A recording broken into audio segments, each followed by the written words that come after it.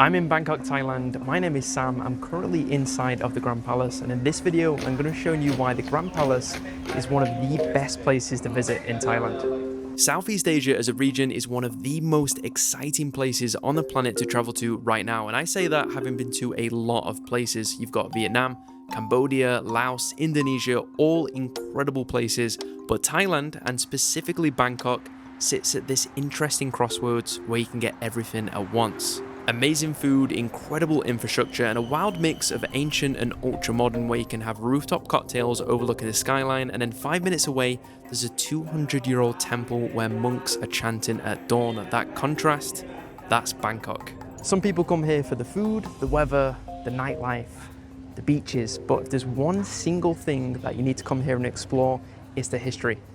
And that right there, the Grand Palace, is part of it. I'm going to show you exactly why.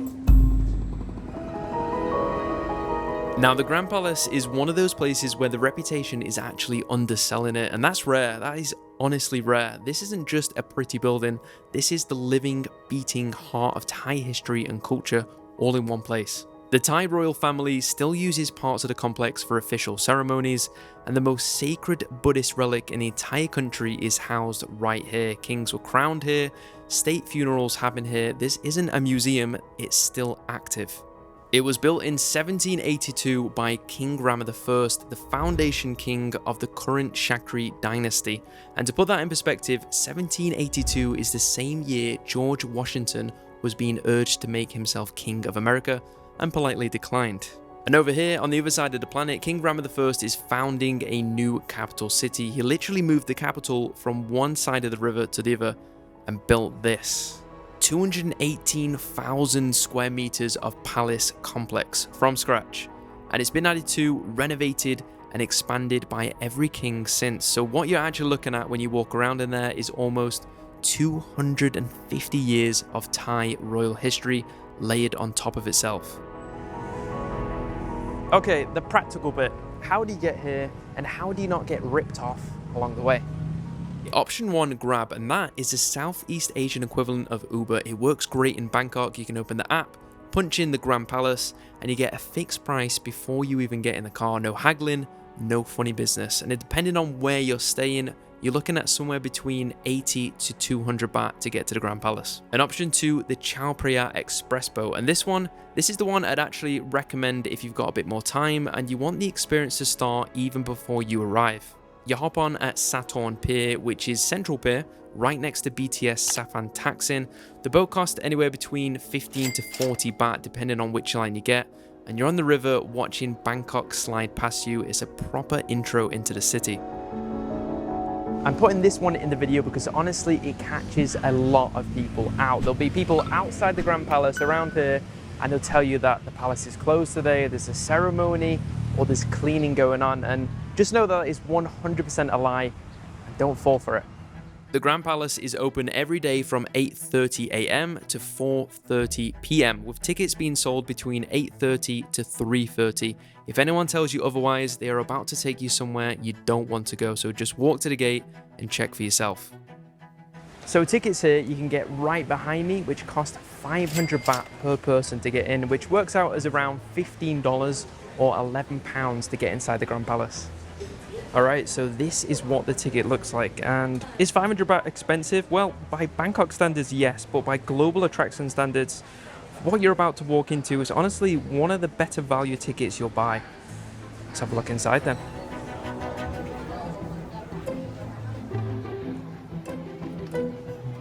Now just look at that beauty. I don't care how many times you've seen the photos, the first time you step through these gates and see the whole complex open up in front of you, it's a full stop moment. You literally stop walking, it's that kind of thing.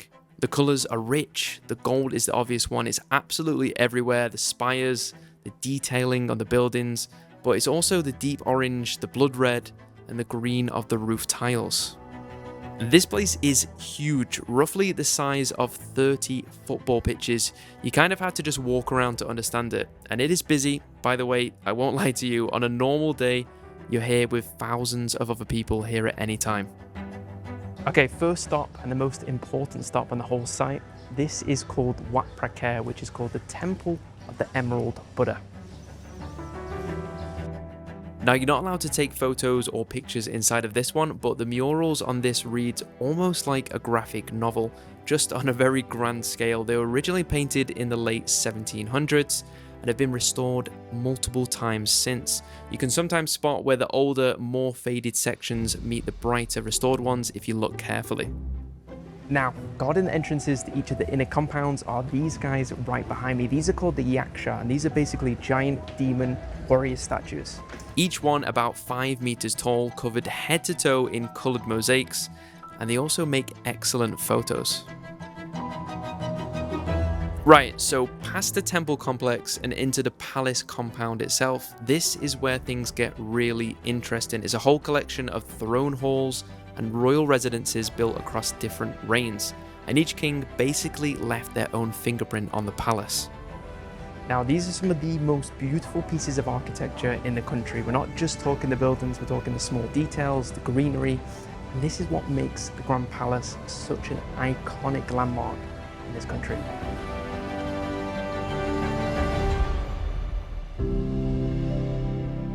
Okay, let's talk dress code, and the official rules here are shoulders covered, knees covered, and no flip-flops. And they are strict about this because they do check at the entrance.